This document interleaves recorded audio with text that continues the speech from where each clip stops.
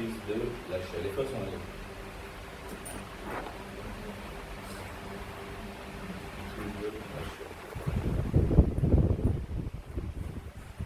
Ok.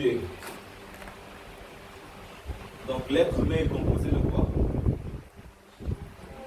À la création, lorsque Dieu a créé l'être humain, d'accord, nous sommes dans le livre de Genèse. Genèse chapitre 2.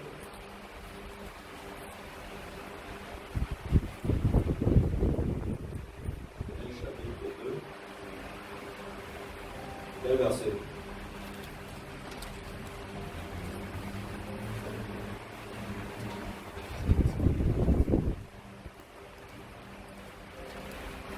Vous savez comment on fonctionne, non? Quand on participe, parce qu'on enseigne, ça nous permet de garder des choses. Genèse chapitre 2, verset 7. Nous sommes à l'introduction.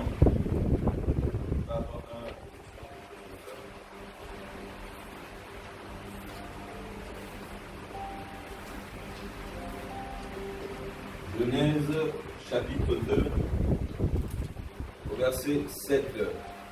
Quelqu'un peut nous faire la lecture? Okay. Or, Yahweh Dieu forma l'homme de la poussière de la terre, et il souffla dans ses narines un souffle de vie, et l'homme devint une âme vivante.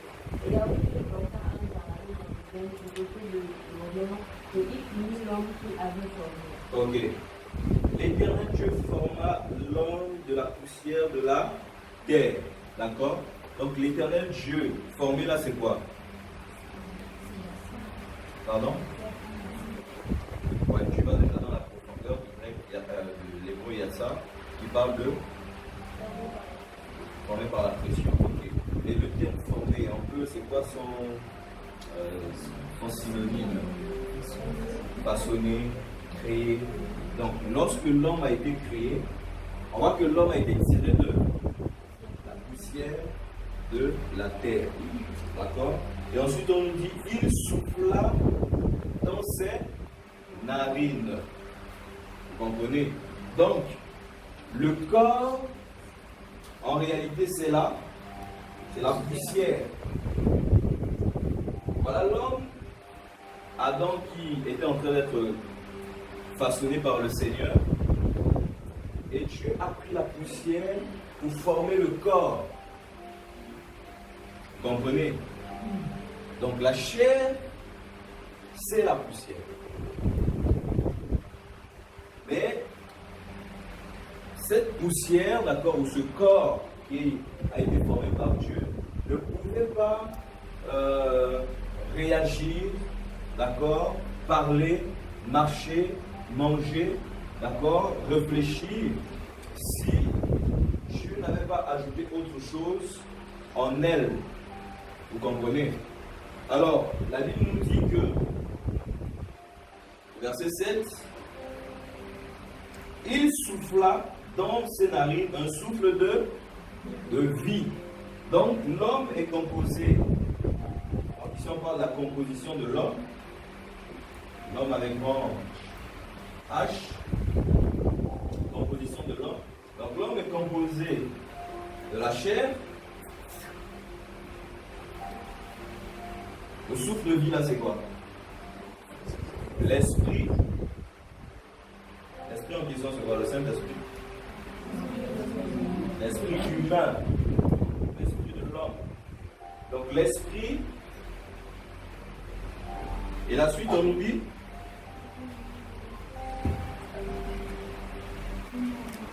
Et l'homme devint une âme vivante. Donc, on voit aussi l'âme. Ok?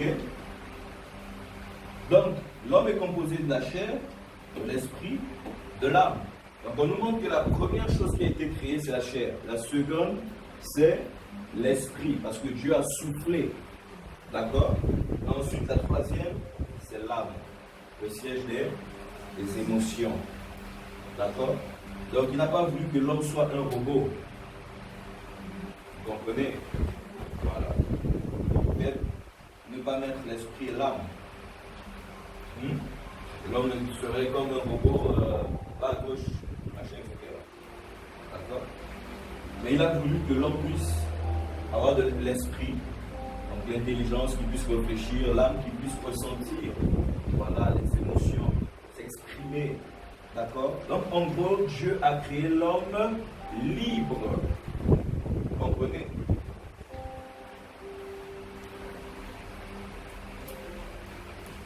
Donc l'homme a été créé dans la liberté d'expression, la liberté de ressentir des choses, la liberté de, voilà, comment on va dire,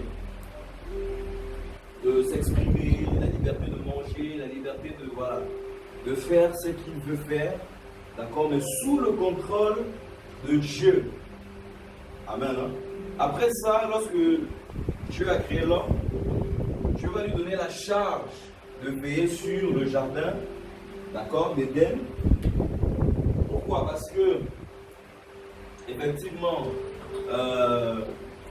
l'homme avait besoin également de, je dirais, de travailler, voilà, avec l'intelligence que Dieu lui a donnée. Dieu lui a donné cette intelligence pour que, également, il puisse observer si ça marche. Vous comprenez?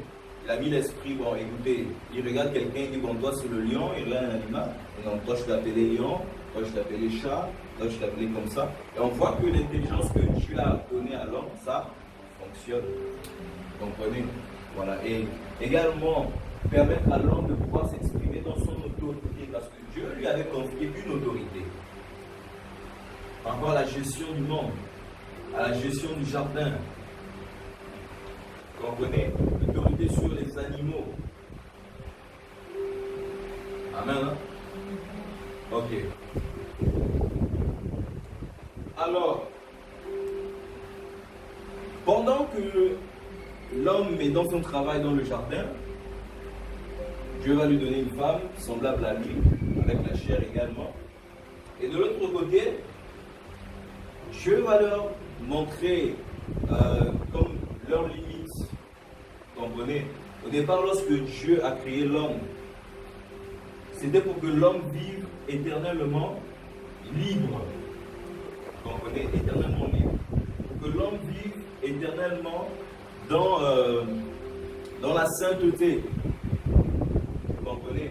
Le corps que Dieu avait créé pour l'homme était un corps pur, était un corps sans tache, était un corps qui n'était pas corrompu, un corps particulier. Il y avait la gloire sur l'homme. Vous comprenez? C'est qui lui permettait de se rapprocher de Dieu sans pourtant être affecté, de parler avec Dieu librement, sans que Dieu ne puisse lui cacher des choses. Alléluia. Et Dieu va commencer à lui donner des restrictions, lui montrer des limites. Tu peux tout faire, tu peux manger des arbres de tout le jardin, sauf celui de la connaissance du bien et du mal. Vous voyez un peu? Et ensuite, il va dire à l'homme, si vous en mangez, vous mourrez certainement. Or, au départ, la pensée de Dieu pour l'homme n'était pas qu'il meure. Et comme Dieu savait qu'il avait créé libre, donc l'homme avait le choix de cette décision, de prendre les décisions qu'il voulait. Est-ce qu'on me suit? Ok. Donc, sachant qu'il pouvait prendre toutes les décisions qu'il veut, donc Dieu va l'interpeller, Dieu va lui dire fais attention à ça. Si tu manges, tu ne seras plus. En un mot, si tu manges, tu mourras certainement, d'accord? Donc en gros, dans le terme mourir aussi, il y avait l'aspect de ne plus être libre. Tu ne seras plus libre, tu seras prisonnier. Vous comprenez? Et cette prison va te conduire à la mort physique. Non seulement la mort spirituelle, mais également la mort physique. Parce que l'esprit de l'homme était en contact avec Dieu. Vous comprenez? L'âme de l'homme était en contact avec Dieu. Donc tout le bien-être ou encore le caractère divin, d'accord, de Yahweh impactait Adam. Vous comprenez? Adam était un homme doux, Adam était un homme humble, respectueux. Adam était un homme qui ressentait de l'amour. Vous comprenez? Ce qui fait en sorte que quand Adam regarde les animaux, il se dit, mais écoute, moi, je suis seul. Vous comprenez? Donc c'était quelqu'un qui ressentait des choses. Est-ce que vous voyez un peu? Voilà. Donc, la vie d'Adam, elle était, je dirais, en ce temps, parfaite, voilà, selon le Seigneur. Et Adam ne devait pas, je dirais, désobéir au Seigneur. Parce que s'il désobéissait au Seigneur, il perdait tout. Il perdait sa liberté. Il perdait la paix au niveau de l'âme. Il perdait la communion avec le Seigneur. D'accord? Et au niveau de sa chair, il allait être affecté. Donc Dieu l'avait interpellé dès le départ. Alors lorsque le serpent arrive pour le séduire, d'accord? Moi je crois que Dieu lui a demandé de faire attention, c'était lié d'abord à sa communion avec lui, de veiller dans le jardin. C'était par rapport à sa communion avec lui. Parce qu'il pouvait se passer quelque chose qui pouvait lui sortir de la volonté du Seigneur. Vous comprenez? Donc en un mot, veille sur toi, fais attention. Donc Adam devait tout le temps rester en éveil. Alléluia. Et qu'est-ce qui se passe dans le chapitre 3 de Genèse? Le serpent séduit Ève. Et pendant ce temps qu'il est en train de séduire Ève, Adam il écoute, il regarde, il ne réagit pas. Ève mange le fruit et ensuite elle revient à son mari, lui aussi mange. Pourquoi Adam a mangé? Vous pouvez dire non. Hein? Pourquoi Adam a mangé? Oui. Parce qu'il était une seule chair avec elle. Parce qu'il ne pouvait pas dire non. Je ne mange pas. Vous pouvez le dire. Pourquoi? Il faisait confiance à elle, mais la confiance vient de quoi? Il aimait elle. Vous comprenez? Donc, par amour, comme on dit, l'amour rend aveugle. Vous les soeurs, là, lorsque vous aimez, non, mais c'est pas moi. Vous faites toujours, non, mais c'est pas propre là. Ah, tu vas toujours voir que c'est propre quelque part. L'amour qu'il avait pour Ève et l'innocence. Adam était innocent. Il ne pouvait pas soupçonner le mal. Il n'y avait pas le mal en lui. Il ne pouvait pas soupçonner que Ève pouvait lui faire du mal. Son cœur était pur. Vous comprenez? Moi, j'essaie de comprendre. Je me suis dit, mais comment Ève a mangé? Ses yeux se sont ouverts. Il n'a pas dit, attends, fais attention. J'ai été piégé, tout ça pour préserver Adam. Évidemment, regardez. Regarde ça pour moi. Donc on peut se dire que l'une des faiblesses de l'homme masculin, la femme, vous comprenez? La grande faiblesse de l'homme masculin, c'est la femme.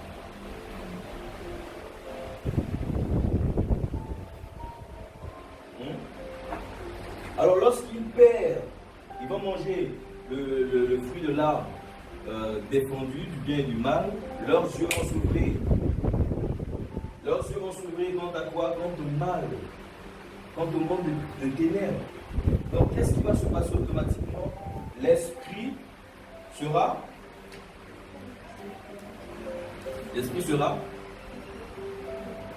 atteint, d'accord, par le péché. Donc l'esprit sera obscurci. Son esprit va être obscurci, ça va rentrer dans les ténèbres.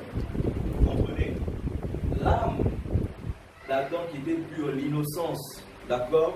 Cette âme va être affectée par le mal. Adam qui n'avait jamais connu le mal va commencer à connaître c'est quoi le mal. Donc tout ce qui était bien, paix, joie, tout ce qui était correct en lui va disparaître ou encore va se mélanger. Vous comprenez? Et le terme, le mélange n'est pas forcément l'aspect de pureté. D'accord? Le mélange, quand quelque chose est mélangé, on voit qu'il n'est pas unique. Vous comprenez?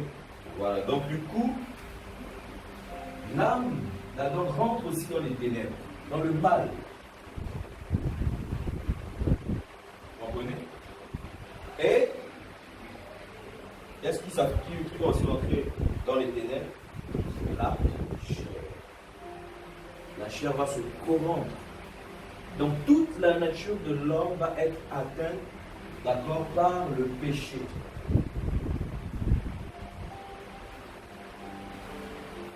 Ok? Ce qui fait en sorte que Dieu va se séparer d'Adam et Ève.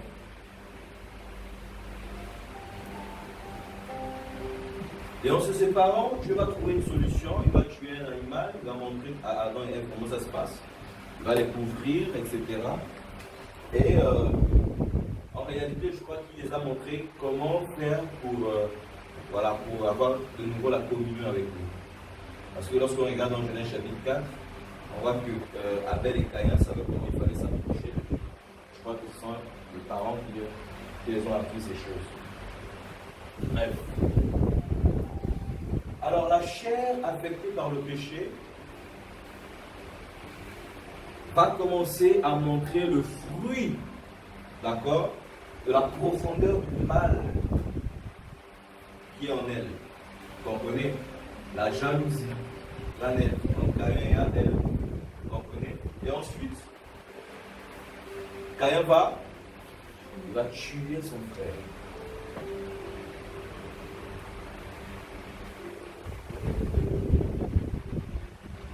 Vous comprenez, hein? Donc en nous, on porte quoi? Le péché, mais dans le péché, il y a quoi? Il y a tout ce qui est mal. On porte le meurtre. On respire le meurtre. On respire la jalousie. On respire tout ce qui est ténèbres. On respire l'impudicité. On respire, je ne sais pas, tout ce qui est mal. La corruption. Tout ce qui est ténèbres. C'est enfoui dans la chair de l'homme.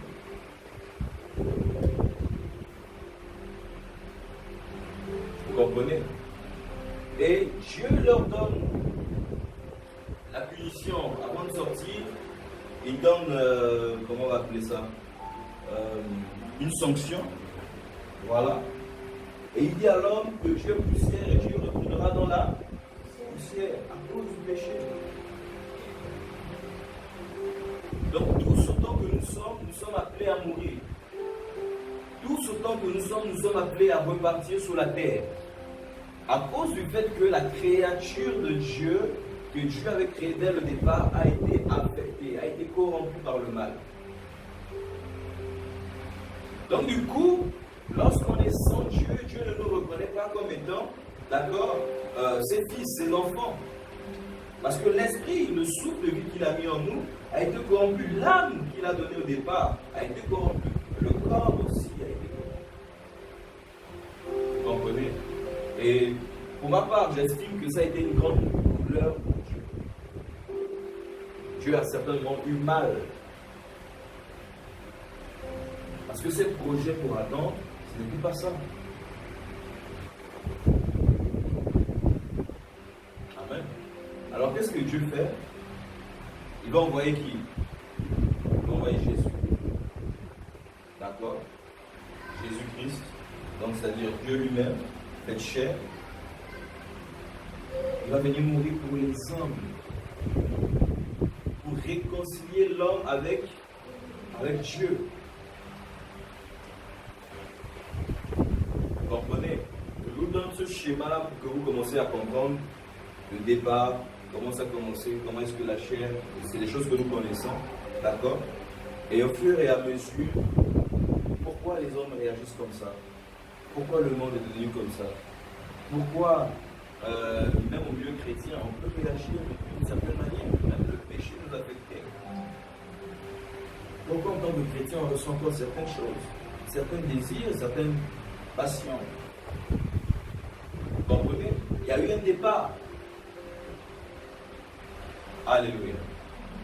Ça vous intéresse? Vous êtes fatigué? C'est bon? Ok. Merci Seigneur pour ta parole. Alors, lorsque Jésus arrive,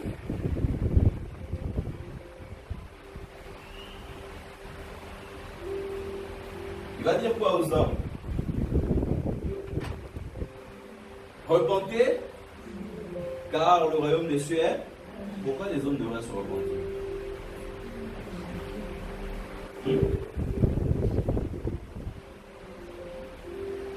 Quand Adam a péché, tu étais là.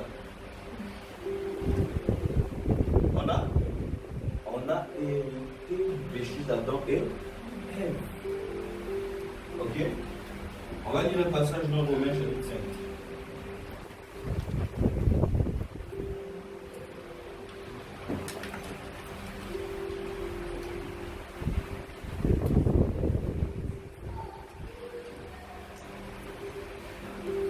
Romains chapitre 5, je crois verset 12.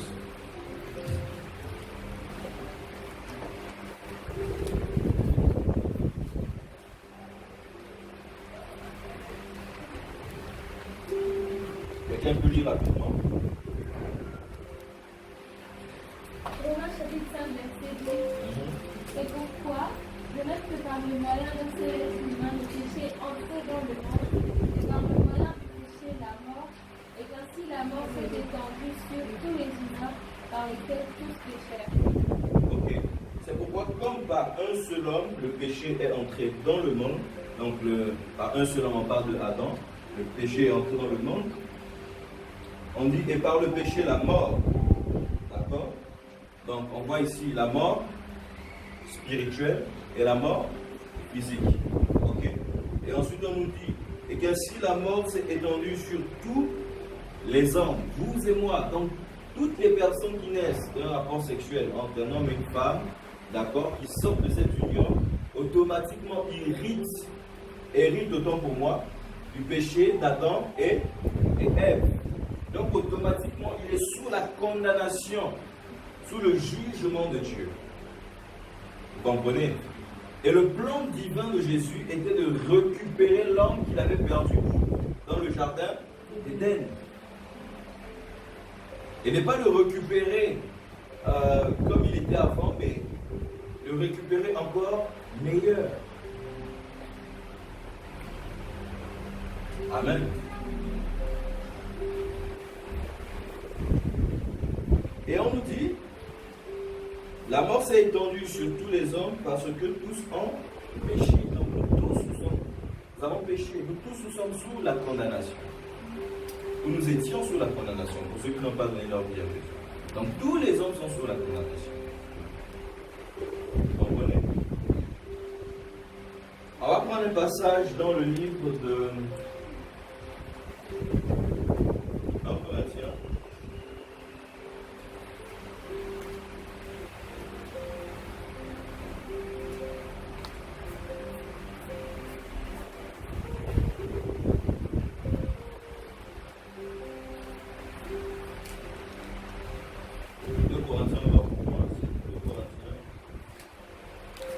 Chapitre 5.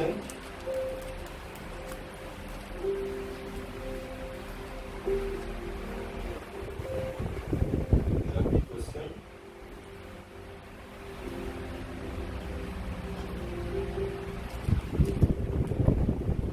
On va lire à partir du verset 11.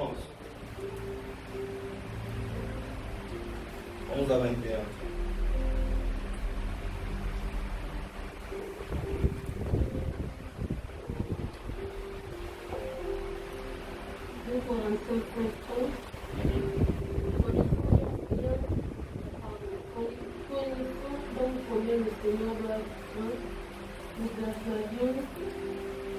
Les hommes, et nous sommes connus de Dieu.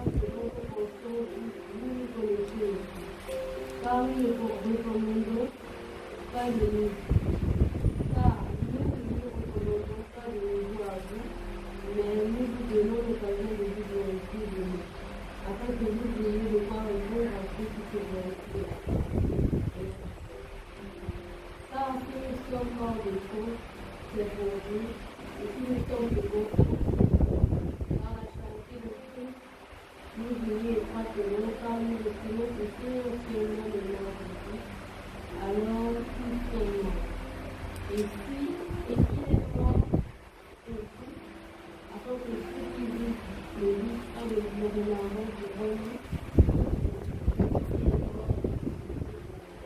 C'est pourquoi dans notre monde, nous le connaissons que la fin selon la chair et si nous avons connu Christ selon la chair, toutefois, nous ne le connaissons plus ainsi le cœur. Si donc quelqu'un est en Christ, il est une nouvelle créature,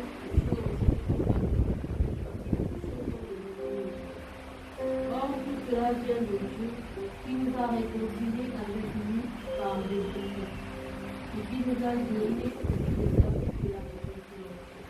Car Dieu étant au Christ, nous construisons le monde avec lui, en ayant un petit par et il a mis en nous la parole de la vérité.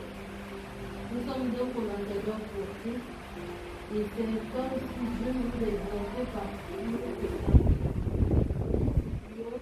donc pour l'amour du Christ, de vous réconcilier avec lui. Car celui qui n'a pas connu de Jésus a chargé de notre péché, afin que nous devenions Ok. Lorsque vous regardez les hommes sur la terre, non pas le Seigneur, vous les voyez comme des personnes qui sont hors de sens. Vous comprenez? Lorsque Adam était dans le jardin d'Éden, il n'avait pas péché, il avait toutes ses facultés. C'était quelqu'un de sensé. Et lorsqu'il est sorti de la présence de Dieu, il a péché, il est devenu hors de sens. C'est ça qui fait en sorte que Caïn tue Abel. Le sens propre même de la vie, d'accord, c'est le caractère divin de Yahweh, le caractère de Dieu. Le sens propre même de la vie.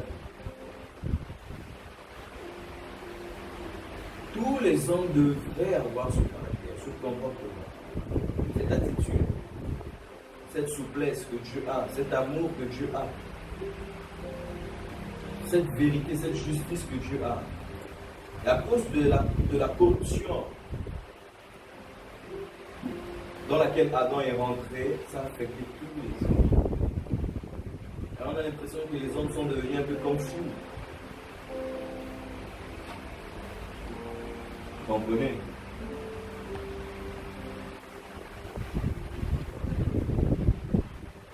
Comment est-ce qu'un homme qui est homme, masculin,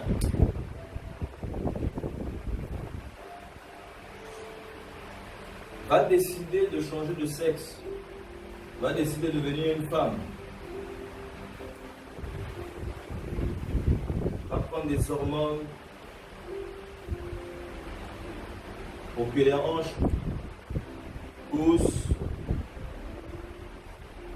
pour que les seins sortent,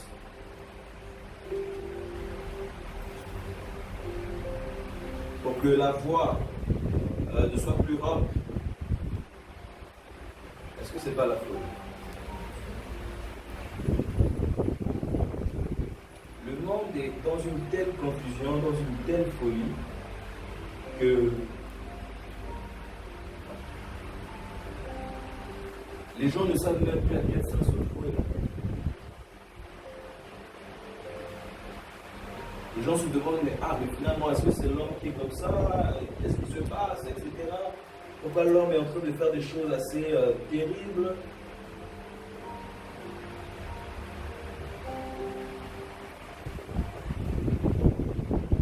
C'est cette folie dans laquelle Adam nous a poussés.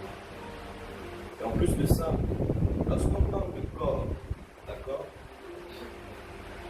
Lorsqu'on parle de corps, parce que la chair c'est le corps, lorsqu'on parle de corps, le corps c'est une maison. Vous comprenez? C'est une maison.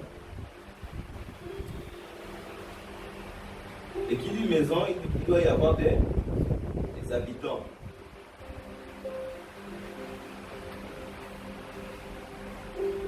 Qui habitait en Adam avant qu'il ne pêche? Le Seigneur. D'accord? Il avait l'Esprit de Dieu. Mais aujourd'hui, qui habite en l'homme? Qui n'a pas le Seigneur? les démons.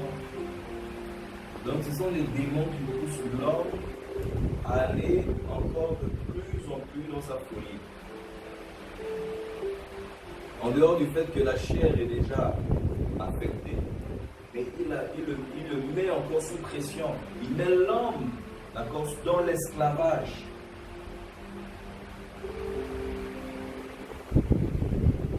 Paul pouvait nous dire dans Romains, d'accord, que nous ne sommes plus redevables à la chair.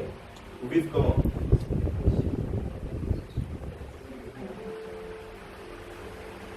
Nous ne sommes plus redevables à la chair. Nous qui étions libres avant, on est rentrés dans l'esclavage. Vous voyez même que la pensée de l'esclavage là, c'est une pensée diabolique. C'est une pensée qui vient de l'ennemi, l'esclavage. Il a d'abord fait de façon spirituelle, et ensuite il a établi ça de façon physique. Beaucoup de gens sont dans cette manière de faire, ils sont esclaves.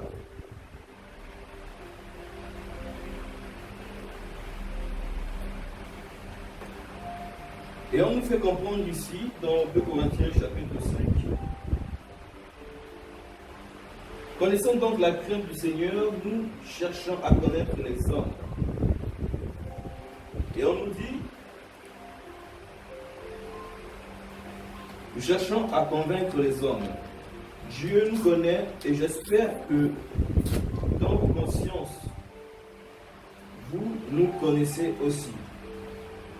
Nous ne nous recommandons pas de nouveau nous-mêmes auprès de vous, mais nous vous donnons l'occasion de vous glorifier à notre sujet, afin que vous puissiez répondre à ceux qui tirent gloire de ce qui est dans les apparences et non dans le cœur. En effet, si je suis hors de sens, c'est pour Dieu. Si je suis de bon sens, c'est pour vous. C'est au verset 14, car l'amour de Christ nous presse parce que nous estimons que si un seul est mort pour tous donc sont morts, que ceux qui vivent ne vivent plus pour eux-mêmes, mais pour celui qui est mort et ressuscité pour eux. D'accord? Qui est mort pour nous, comme on a dit, c'est Jésus. Et la Bible dit de la même manière que Adam a péché, un seul homme a péché, tous ont péché. Donc de la même manière qu'un seul homme a péché, tous ont péché, de la même manière aussi, lorsque Christ est mort à la croix, tous sont morts pour ceux-là qui l'acceptent dans leur vie. Vous comprenez? Et on nous dit au verset 16, ainsi, dès maintenant, nous ne connaissons personne selon la chair. Et si nous avons connu Christ selon la chair, maintenant, nous ne le connaissons plus de cette manière. Si quelqu'un est en Christ, il est une nouvelle création ou créature.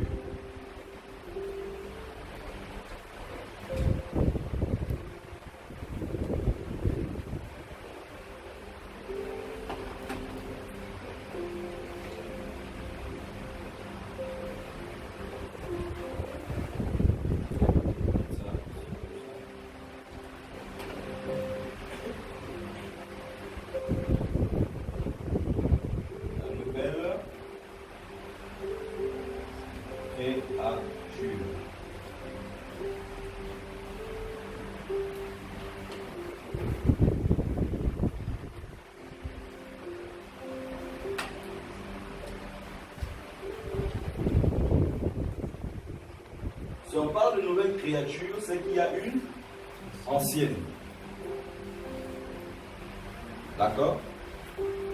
Et l'ancienne fait allusion à la nature adamique. D'accord?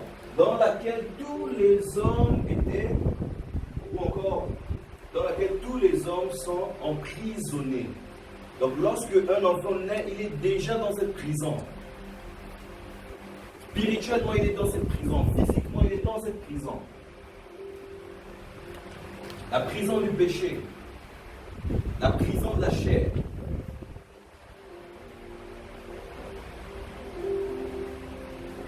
Alléluia. Et il fallait un sang pur pour purifier l'humanité, pour qu'il y ait cette espérance de la nouvelle créature ou de la nouvelle création.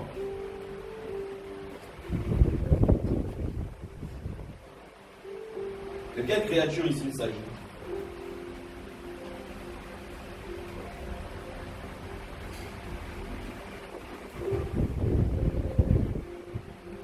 Oui. L'homme né de nouveau. Lorsqu'on lit sous l'ancienne alliance, d'accord, dans Ézéchiel, Dieu dit quoi?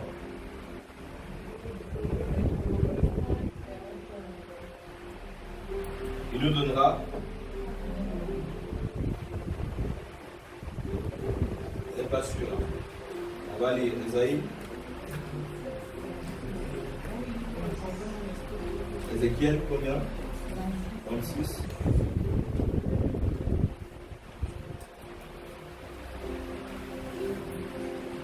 Ézéchiel chapitre 36.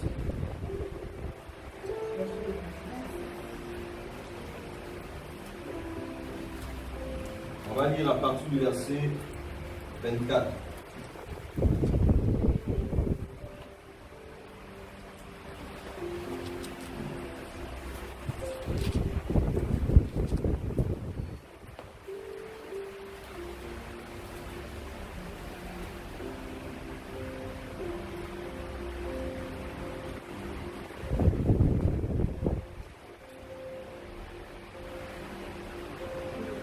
Quelqu'un peut lire?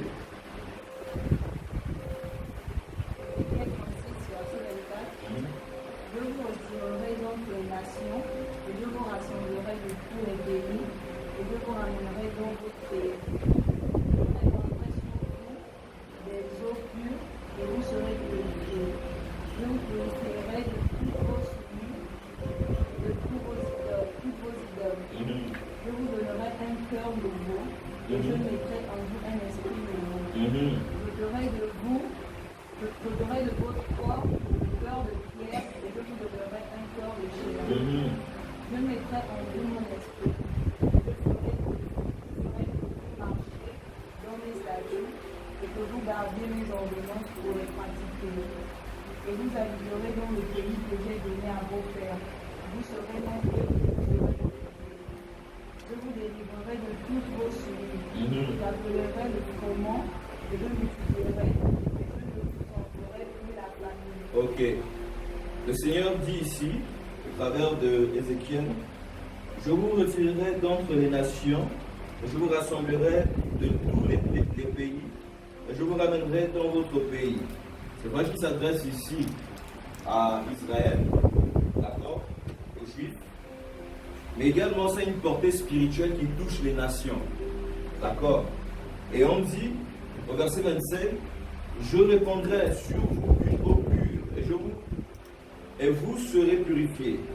Je vous purifierai de toutes vos souillures et de toutes vos idoles. Je vous donnerai un cœur nouveau. Je mettrai en vous un esprit nouveau.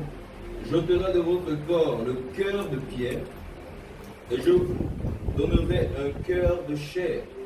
Je mettrai mon esprit en vous. Et je ferai en sorte que vous suiviez mes ordonnances et que vous observiez et pratiquiez mes lois. D'accord?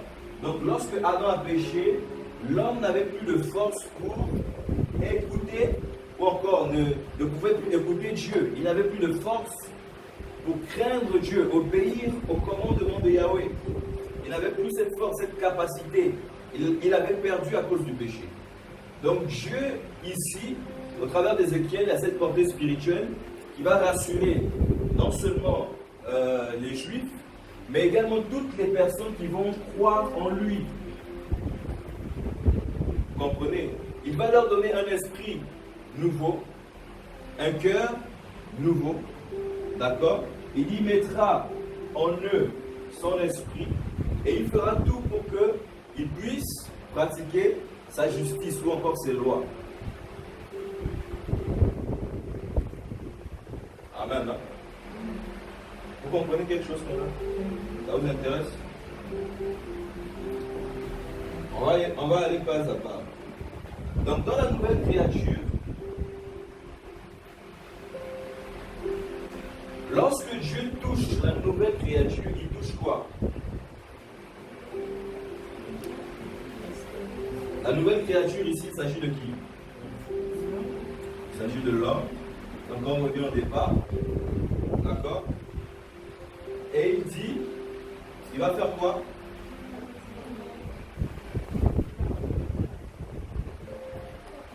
En ligne, il va faire quoi? Il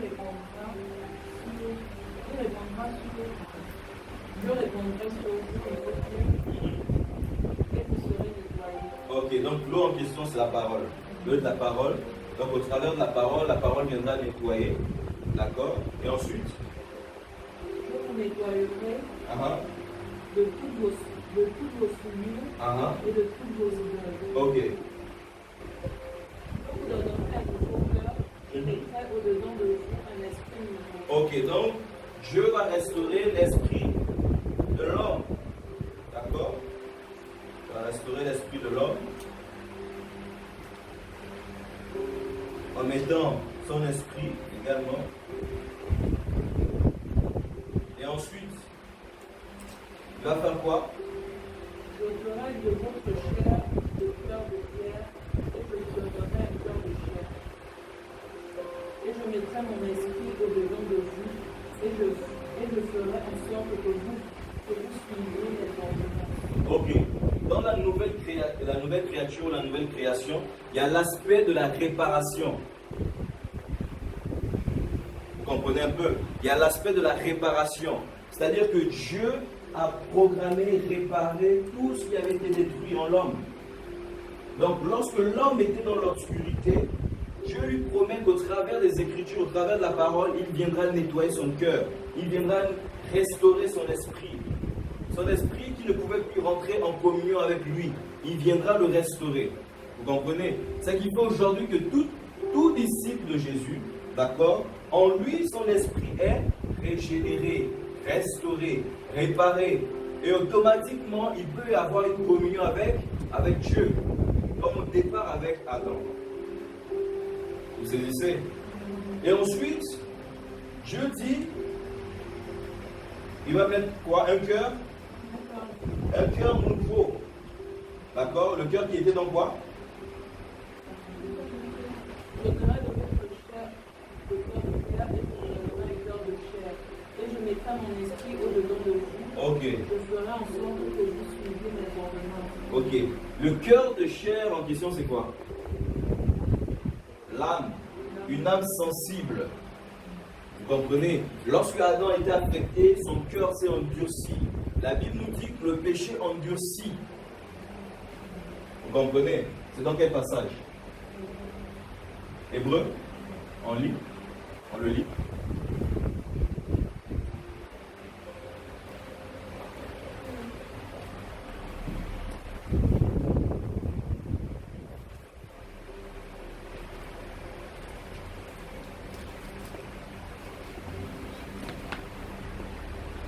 Verset 12.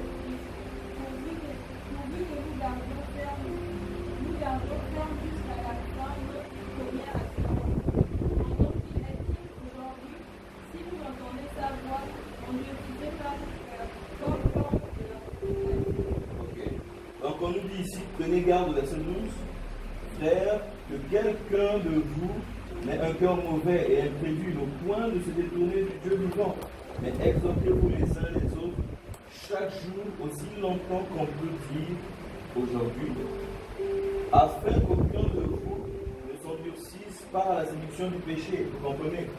Donc, le péché endurcit le cœur. Le péché endurcit, etc. Il croit qu'on ces choses. Parce qu'il est en plein dans le péché. Et la séduction du péché endurcit son cœur, ça ferme son cœur. Donc Adam également, son cœur s'était endurci par rapport à Dieu. Tous les hommes, lorsque vous regardez les hommes, par rapport à Dieu, le cœur s'endurcit. Même encore au milieu de nous là. Si on ne veille pas, ton cœur peut s'endurcir par rapport à Dieu. Et si tu sens que ton cœur s'endurcit par rapport à Dieu, il y a un péché quelque part. Il y a une séduction quelque part. Vous comprenez? Donc, l'esprit a été régénéré. L'âme, lorsqu'on est une nouvelle créature, a enclenché le processus de restauration. Vous comprenez? Et c'est une restauration de tous les jours. Tous les jours, l'âme a besoin d'être réparée. L'âme a besoin d'être réparée parce que l'âme est blessée. À cause des choses du monde, l'âme est blessée. À cause des hommes, l'âme est blessée. À cause du péché, l'âme est blessée. Lorsque Dieu a créé Adam, l'âme n'était pas habituée à tout ce mal. Vous comprenez? En réalité, même l'homme, d'accord, l'homme était censé ne pas connaître ces choses, cette douleur, cette méchanceté, cette blessure, toutes ces choses-là, non. Vous imaginez vivre un peu avec un cœur sans blessure, sans colère, sans rancune, sans... C'est magnifique, hein? Imaginez-vous un peu comment Adam était. Sans inquiétude, sans machin. Peut-être le seul souci que la vie qu'il avait, c'était qu'il n'avait pas une aide semblable. Est-ce que ça l'emmenait à murmurer comme Dieu? Adam était innocent, il était pur dans son cœur. Et c'est à cette étape où Dieu veut nous ramener comme des enfants. Mais pour cela, il va passer par le brisement. Il faudrait qu'on soit brisé, il faudrait que sa parole qui vient nous nettoyer, qui vient nous rendre semblables à lui, nous brise. Vient briser d'abord l'ancienne nature, la nature adamique, le vieil homme. Alléluia. Et il faudrait qu'on accepte que sa parole nous transforme, que sa parole nous libère. Et pour nous libérer, ça va nous faire du mal.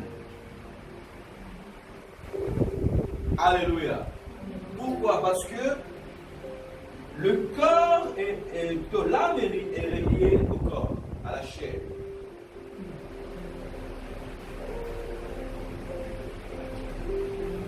C'est de l'abondance du cœur que la bouche. D'accord. La bouche fait partie du quoi?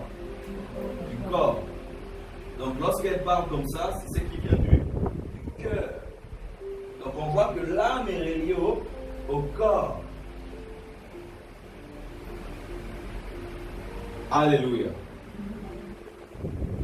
Donc lorsque nous sommes devenus de nouvelles créatures, le sang de Jésus nous a lavés, nous a purifiés de tout péché, on est devenu nickel, propre dans l'esprit. Vous comprenez? Mais non de manière physique.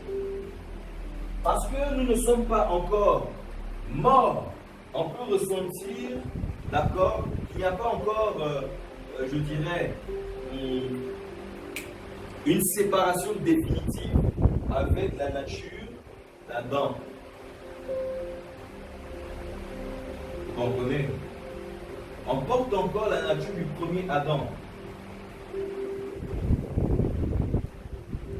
Malgré le fait que nous sommes dans le processus de restauration totale, la rédemption, on attend la rédemption totale. Vous comprenez?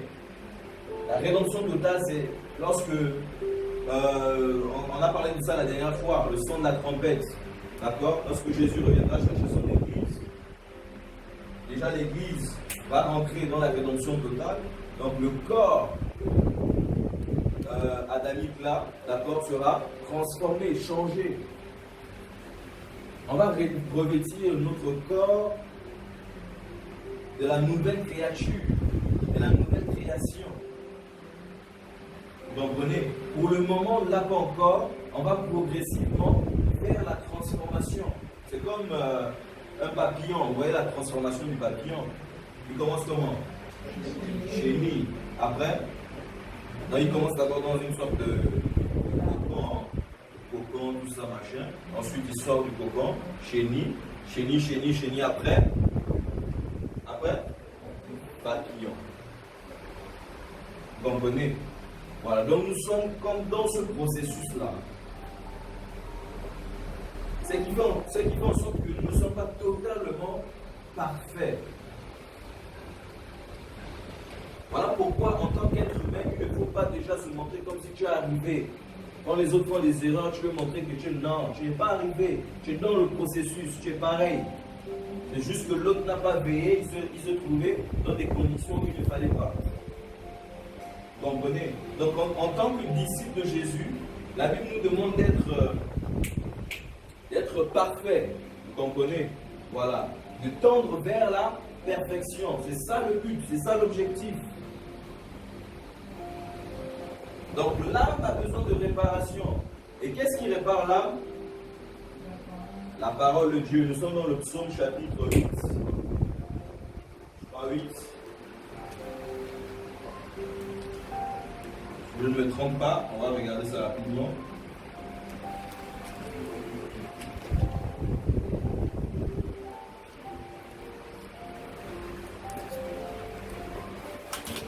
Voilà, psaume chapitre 8.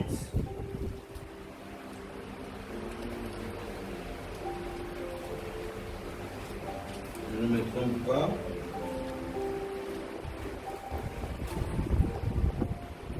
Verset 8, autant pour moi. Psaume 18, verset 8. La Bible dit: la loi de l'Éternel est parfaite, elle restaure l'âme. Vous comprenez? Donc la parole de Dieu, elle est parfaite. Et lorsqu'on est tout le temps en contact avec la parole de Dieu, c'est celle qui vient restaurer votre âme. Psaume 19, autant pour moi. Psaume 19, verset 8.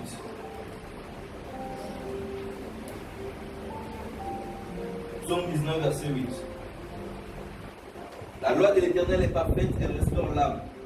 Le témoignage de l'Éternel est véritable, il est sage, il rend sage l'ignorant.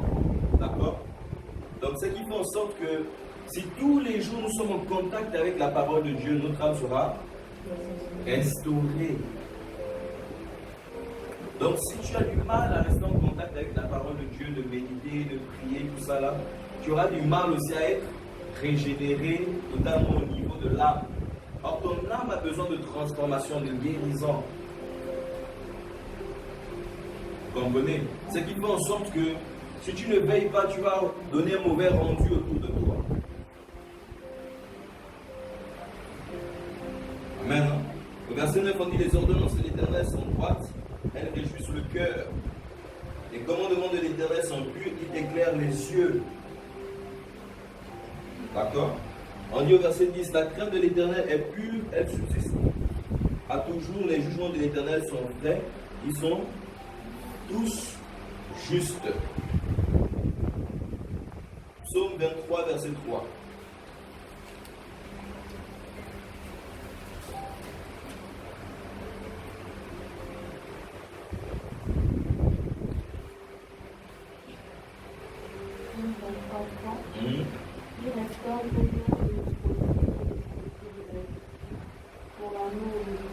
Ok, qui restaure? Le Seigneur. On dit aussi: il répare les cœurs brisés. Donc c'est le Seigneur, c'est son travail. L'âme là, c'est le domaine de Dieu. Vous comprenez? Aucun homme ne peut réparer ton âme. Oh, j'ai besoin d'affection, j'ai besoin d'amour. Oui, il cherche l'affection et l'amour de Dieu d'abord. Il va te remplir de l'affection qu'il faut et de l'amour qu'il faut.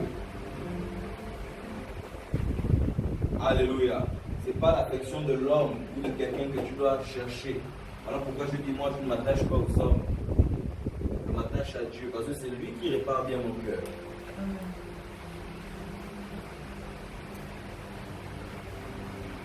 D'accord? On parle de la maîtrise de la chair, vous comprenez? On est en train de descendre petit à petit. Ça c'est au niveau de l'âme. Ok? Maintenant, nous sommes toujours dans 2. On va ouvrir un problème.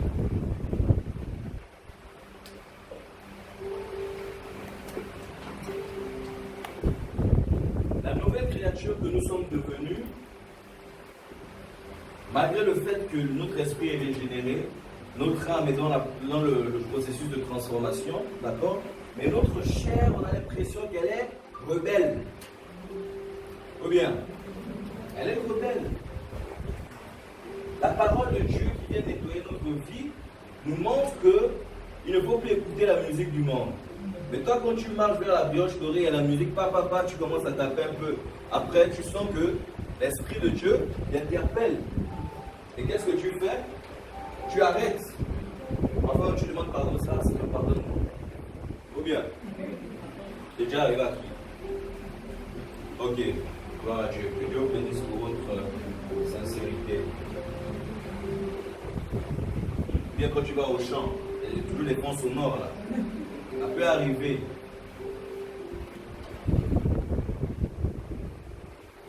Alléluia.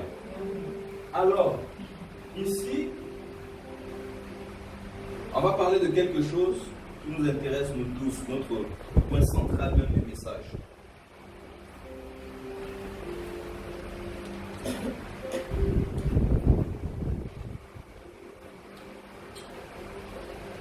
Galates, chapitre 6.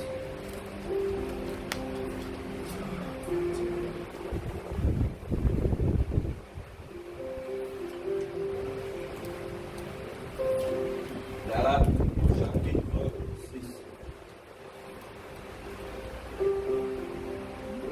5, autant pour moi. Chapitre 5. Galates, chapitre 5.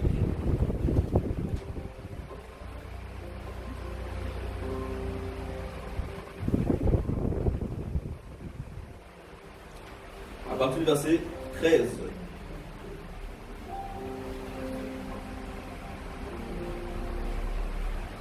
Verset 13. Car mes frères, vous avez été appelés à la liberté selon moi. Ne faites pas de cette liberté.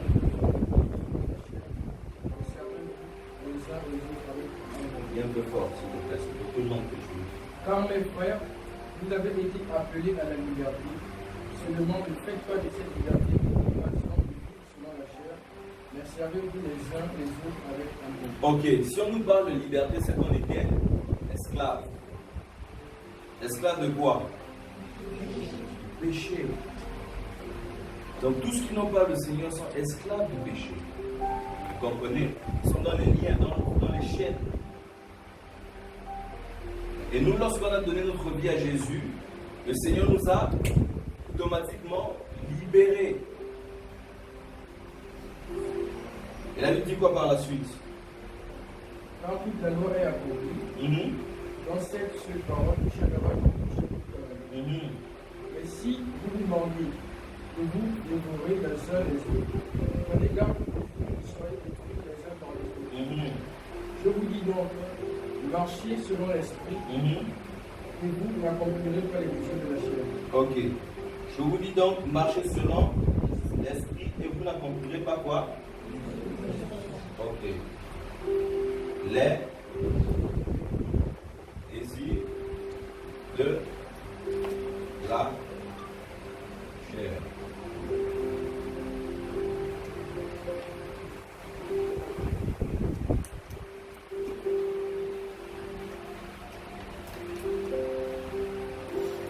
Là, Paul parle à qui?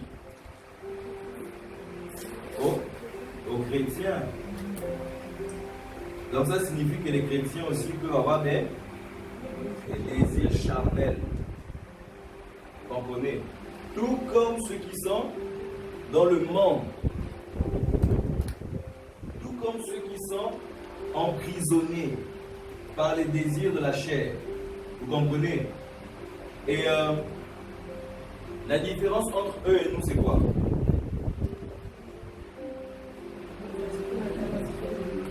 Oui, la différence, c'est que nous sommes libres. Vous comprenez? Regardez comment Dieu a fait les choses. Dieu a créé Adam libre, non? Et ensuite, il dit à Adam de faire attention. Donc, en gros, il a le choix de choisir, soit demeurer clean ou aller manger l'arbre, plutôt le fruit de l'arbre défendu, du bien et du mal. comprenez? Maintenant, quand Dieu nous ramène, plutôt Jésus, d'accord, à la croix, il meurt, il nous restaure, d'accord, automatiquement, on revient à cette étape de liberté. Essayez de comprendre ce que je veux dire. Et en étant dans cette étape de liberté, mais nous sommes toujours confrontés à ce choix. Vous comprenez?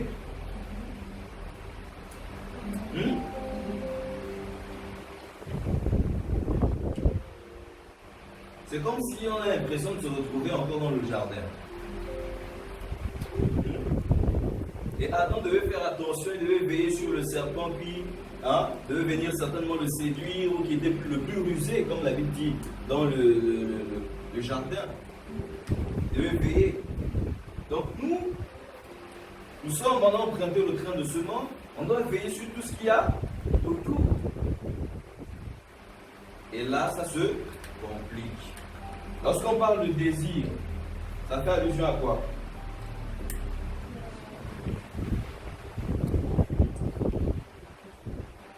Désir, des envies, quoi d'autre?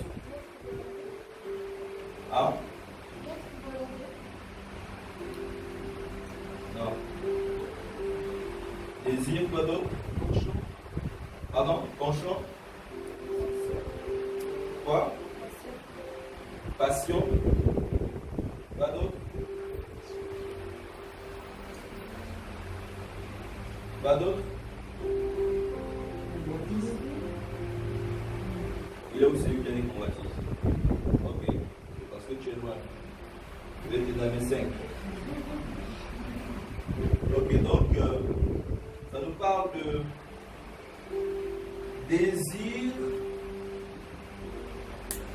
Le terme grec nous parle de désir. Désir pour ceux qui est défendu.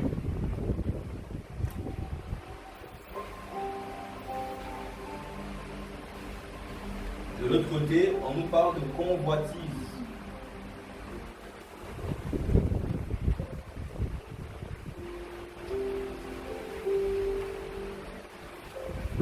D'accord, etc.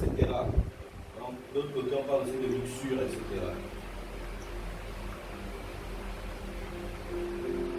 Ou passion, je vais mettre passion aussi.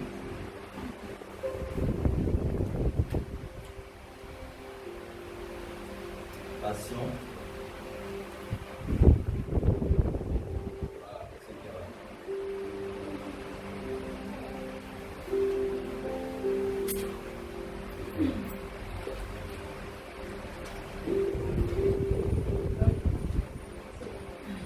Pardon? C'est epithumia. Epithumia. En grec.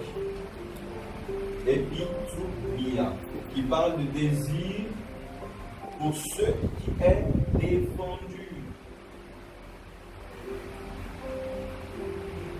Ève a vu que le fruit était bon à manger.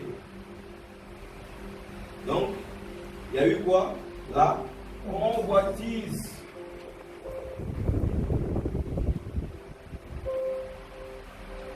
Pour ce qui était défendu.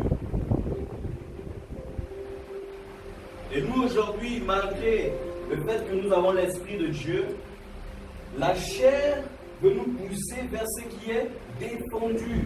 Défendu par quoi? Par la parole. Défendu par qui? Par Dieu. Alléluia. C'est vraiment des trucs très importants. Ça touche à la vie pratique. La vie de tous les jours, la vie d'un chrétien disciple de Jésus. Lorsqu'on comprend ces choses, ça va nous emmener, d'accord, à être de plus en plus enracinés au Seigneur et être sérieux. C'est des choses simples.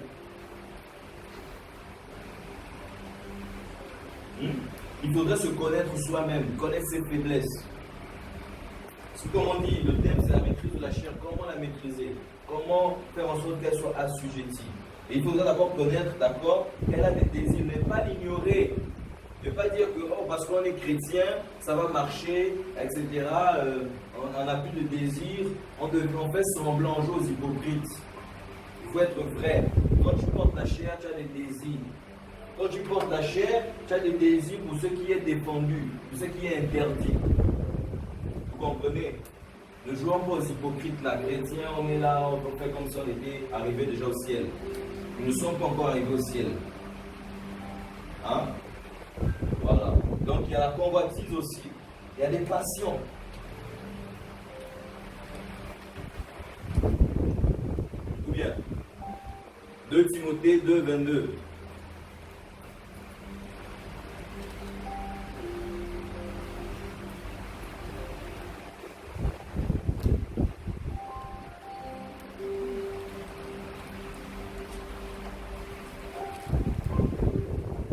Ça dit quoi?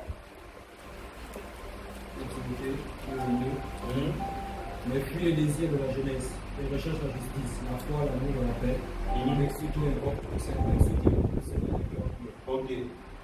Suis quoi? Les désirs là nous ramènent à quoi? Les passions.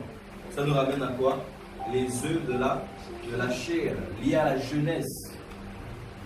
Il y a les œuvres de la chair aussi liées, je dirais, à une certaine maturité. Lorsqu'on est jeune, on est attiré à tout ce qui est dans notre entourage, notre milieu.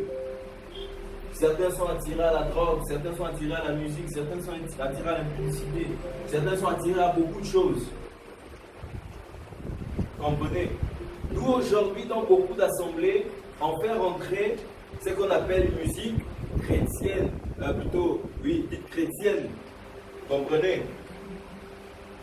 Au Ghana, on appelle peut-être une danse qu'on appelle Azonto. Et Azonto est rentré dans l'église parce qu'il faudrait que la jeunesse soit touchée. Ça, ce sont les passions, d'accord, de la jeunesse qui sont rentrées au sein des assemblées. Les passions de la chair. Noël, ça rentre aussi dans l'église. Les passions de la chair. Hein? La Saint-Valentin qui rentre aussi dans l'église. Les passions de la chair. Le nouvel an.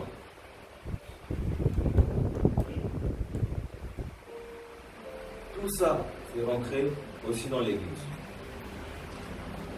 Et la chair aime ce genre de choses. Vous vous sentez tenté à la Noël? Ah.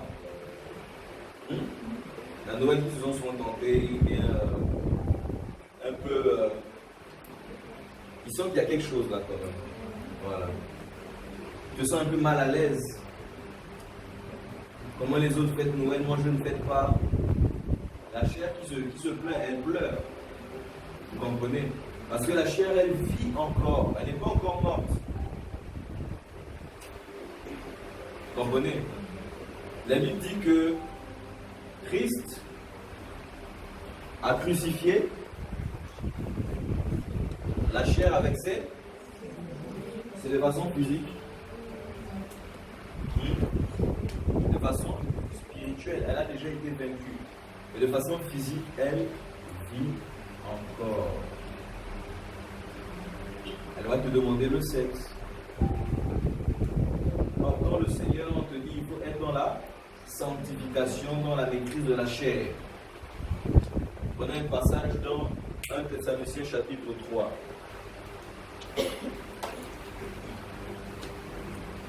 Si je ne me trompe pas.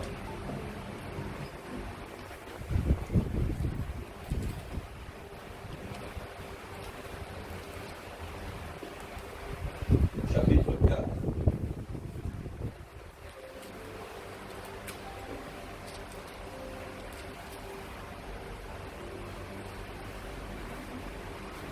Thessaloniciens chapitre 4, à partir du verset 3.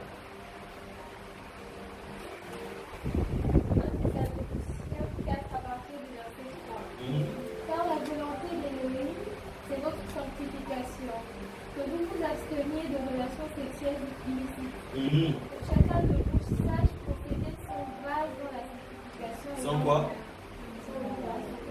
Son vase, son corps, dans la sanctification.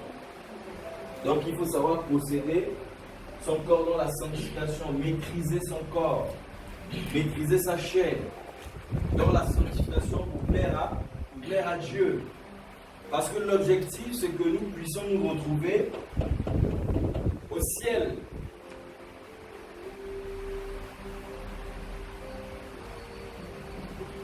La chair te demandera l'impudicité. La chair te demandera d'abord la musique du monde. La chair te demandera la cigarette. La chair te demandera plein de choses. L'alcool. La chair te demandera de... Voilà, elle veut s'amuser, elle veut vivre. Parce qu'en elle, il y a tout ce qui est mal. Elle est attirée par tout ce qui est mal.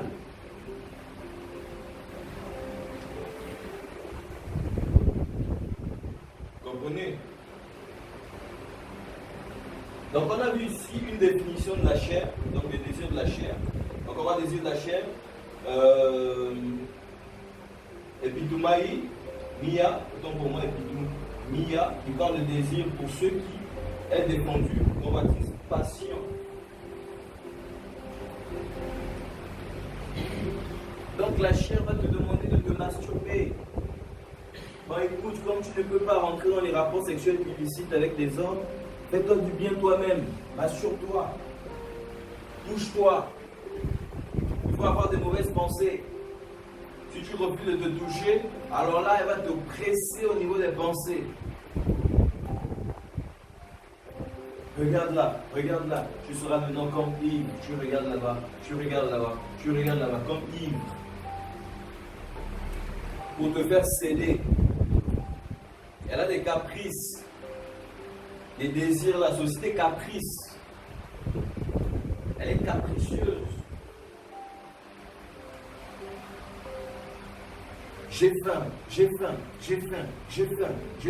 Quand tu manges après, tu sens que... Vous comprenez? C'est comme ça. J'ai envie. Quand tu fais, tu sens que pourquoi je l'ai fait?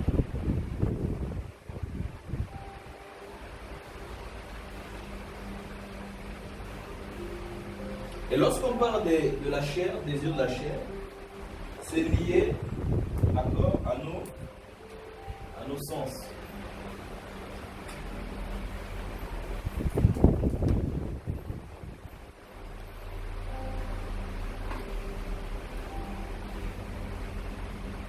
C'est lié à nos sens.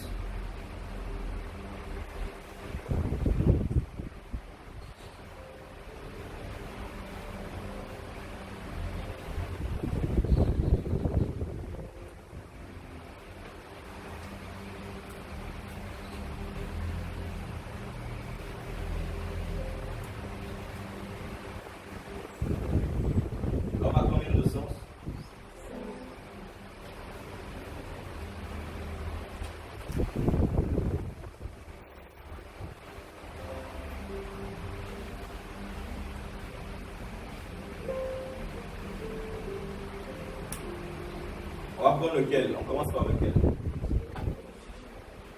Le toucher.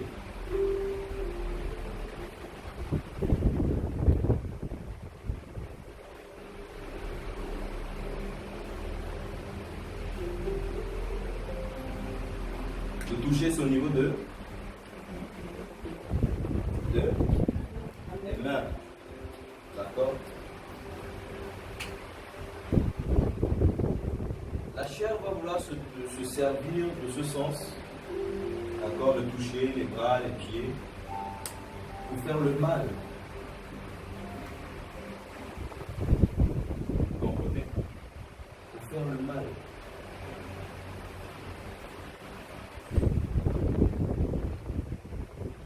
Pour se masturber ou faire des attouchements, elle a besoin de ça. Quelqu'un qui n'a plus de membre, est-ce qu'il peut se masturber?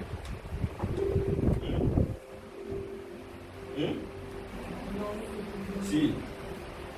Explique-toi.